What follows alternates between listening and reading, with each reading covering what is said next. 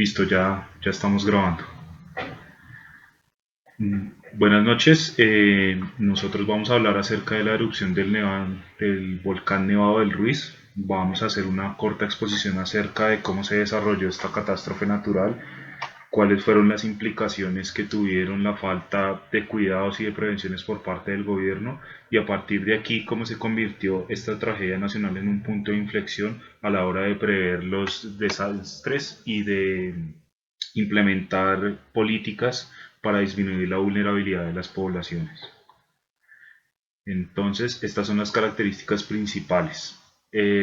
Ocurrió una erupción del volcán Nevado del Ruiz, la cual generó una serie de lahares son unos desplazamientos de materiales producto del deshielo de la parte congelada del mismo a lo largo de los cauces de los ríos.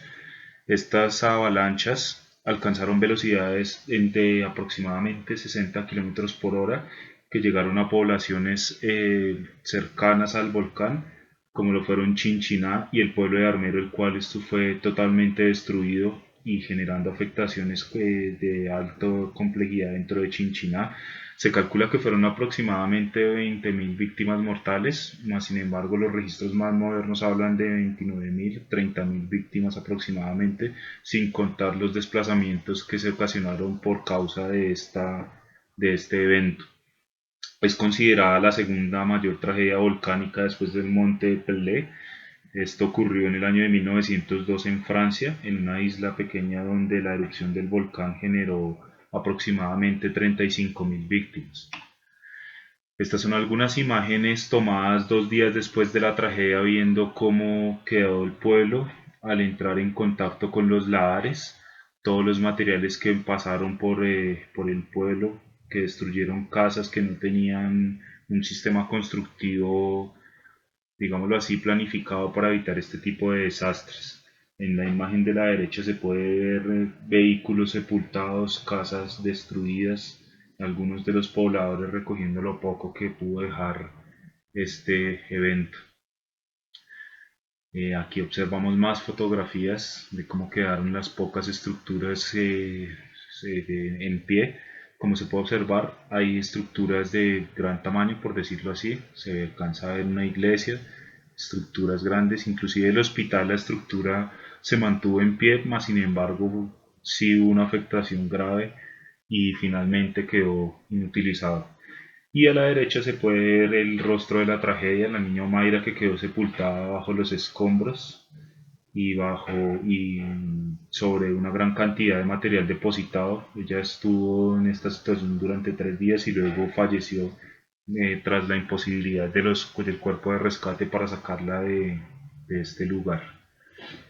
Entonces este es un contexto geográfico acerca de la ubicación del volcán, algunos datos donde se muestra todo el contexto en el cual se desarrolla esta actividad vulcanológica. Esto ocurre en la cordillera central, en un punto donde hay una presencia de numerosos volcanes. Inclusive aquí desde Bogotá, en el Parque Mirador de los Nevados, se pueden observar en condiciones despejadas al menos 5 de los volcanes que posteriormente se van a exponer. Aquí vemos un mapa sencillo acerca de la ubicación del volcán Nevado del Ruiz y las poblaciones que lo rodean. Por ejemplo, podemos ver que la población de Armero en la parte superior derecha del mapa se encuentra a una distancia muy similar a la que se encuentra Ibagué. Esto, digamos, si se guardara la proporción de las escalas. Hay varios nevados aquí, como el Nevado del Tolima, el Nevado del Quindío, el Nevado de Santa Isabel, que son volcanes con una actividad volcánica moderada. Sin embargo, el volcán Nevado del Ruiz sí tiene una actividad volcánica permanente. Esto se venía advirtiendo aproximadamente desde el año 1982 por parte de expertos y geólogos, que esta actividad venía en constante aumento y por la lectura de los sismógrafos se decía que era probable que hubiera una erupción y que se pudiera ocasionar una tragedia a las poblaciones aledañas. Esta es una fotografía del volcán Nevado del Ruiz. Aquí se puede ver cómo se está expeliendo cenizas desde la chimenea. Aquí podemos ver una descripción un poco más globalizada acerca de la presencia de los volcanes. Entonces es un punto de especial atención porque hay una interacción entre las placas tectónicas. Esto genera una actividad sísmica permanente de alto riesgo que puede eventualmente ocasionar erupciones o simplemente, digamos entre comillas, simplemente sismos de fuerte magnitud que pueda llegar a causar destrucciones en las poblaciones aledañas a los piedemontes de la cordillera. Entonces también se habla del Parque de los Nevados, que es un sitio turístico muy importante, con seis volcanes en total, algunos recubiertos por neves perpetuas, como es el caso del volcán Nevado del Ruiz, y todos tienen un riesgo elevado para la población. Esto pues catalogado posteriormente a la tragedia ocurrida en Armero.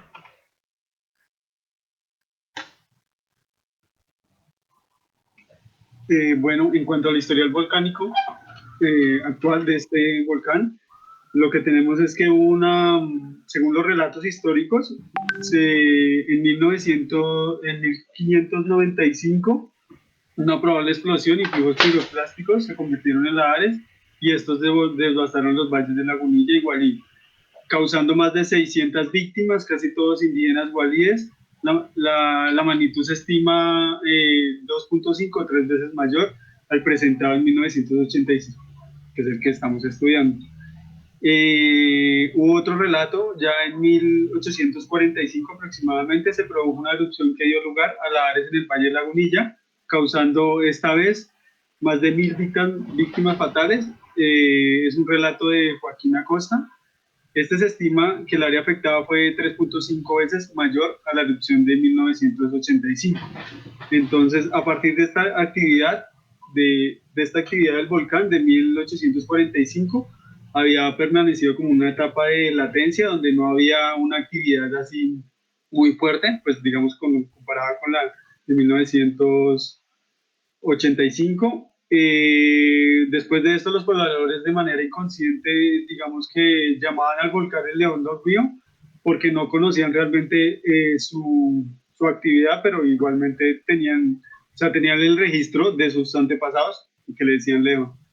También las poblaciones solo le temían eran a las inundaciones que se podían generarse sobre el río Lagunilla. Dado que pues no era tan frecuente el historial de eventos volcanológicos en la zona, pues con el tiempo se fue olvidando. Hubo un periodo donde más de 100 años donde no hubo interacción del volcán con la comunidad. Siguiente, por favor. En noviembre de 1984 inicia la actividad sísmica de este volcán, donde con un sismo de magnitud de 4 en la escala de Richter, y el 22 de diciembre se presentó el sismo de mayor magnitud que desprende un casquete de hielo del Nevado del Ruiz. Entonces, Ingiominas advierte sobre el volcán y solicita de manera urgente una red sismológica, mapas de emergencia y planes de emergencia. Entonces, gracias a esta gestión y pues haciendo múltiples gestiones, entra en funcionamiento la red sismológica en julio de 1985, después de muchos problemas y gracias a cooperación internacional. Siguiente, por favor. En septiembre de 1985 se presentó la primera actividad del cráter Arenas. El cráter Arenas es el que queda en la parte central del mapa que estamos mostrando. Esta actividad alcanzó una altura de 4 kilómetros y la ceniza de dicha actividad alcanzó la ciudad de Manizales. Algunas poblaciones ubicadas a más de 25 kilómetros del volcán recibieron parte del agua azufrada y el deshielo provocado. Después de estos eventos, con ayuda de Naciones Unidas, se elaboró la primera versión del mapa de riesgos. La asesoría que solicitaba el gobierno del país era como enfocada más al conocimiento del comportamiento del volcán y no en la prevención de desastres, que era lo primordial. Al existir diferente información por parte de la prensa que informaba sobre el potencial desastre de avalancha que había, porque la prensa decía que había un potencial de desastre de avalancha de lodo por el volcán Nevado del Ruiz, y el gobierno pues llevaba la calma porque obviamente esto no le servía. Entonces, pues esta desinformación por parte de los periodistas y por parte también del gobierno generó mucha desconfianza en la comunidad y por lo tanto no se hicieron caso no hicieron caso a ninguna de las dos. Siguiente, por favor. El evento volcánico como tal inicia el 13 de noviembre de 1985 a las 3 de la tarde. Se generó una emisión de cenizas por actividad freatomagmática. También fuertes ruidos en los cauces y cañones de los ríos situados alrededor del volcán. A las 9 se escuchan explosiones en el cráter Arenas, que es el cráter principal, y a las 9:30 se generó una columna eruptiva y comenzaron a caer bloques, la pili y ceniza. La columna generada alcanzó más o menos 10 kilómetros de alto y las cenizas alcanzaron una distancia de 500 kilómetros que alcanzó más o menos la zona de Venezuela, como se ve en la imagen de la parte izquierda. En la imagen de la parte derecha se evidencia un mapa donde están los hipocentros y los epicentros de los múltiples sismos que se dieron antes de los sismos, ya después de haber instalado la red sismológica con ayuda de cooperación internacional. Siguiente, por favor.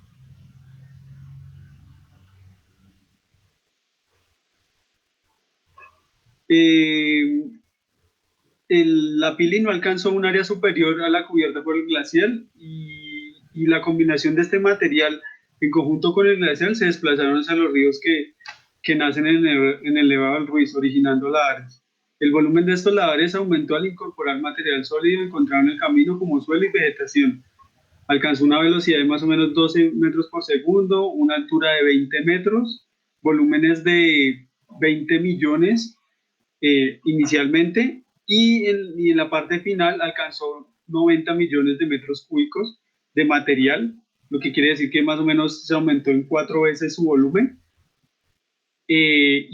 Todo este material alcanzó una distancia desde el cráter Arenas de 104 kilómetros aproximadamente.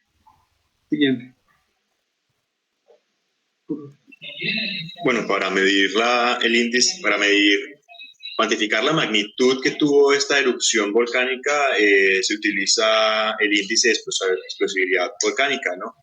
Es una escala que funciona como un intervalo de 0 a 8, donde los mayores valores representan un mayor grado de explosividad.